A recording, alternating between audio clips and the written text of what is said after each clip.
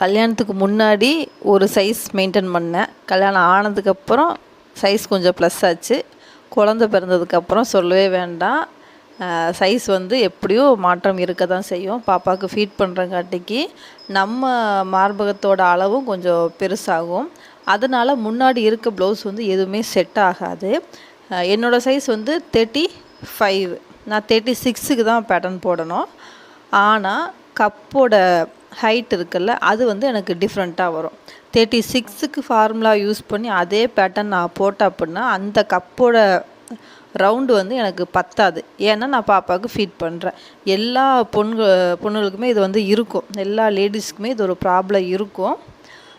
கரெக்டாக ஃபிட்டாக நம்மளுக்கு வந்து எதுவுமே கிடைக்காது. டெய்லர் வந்து கரெக்டாக கிடைக்க மாட்டாங்க. கரெக்டான ப்ளவுஸே செட்டே ஆகாது. இந்த ஒரு ப்ராப்ளத்தால் தான்.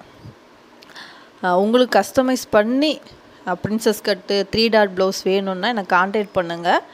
ரேட்டும் நான் மென்ஷன் பண்ணியிருக்கேன். ஃபோன் நம்பரும் நான் மென்ஷன் பண்ணியிருக்கேன்.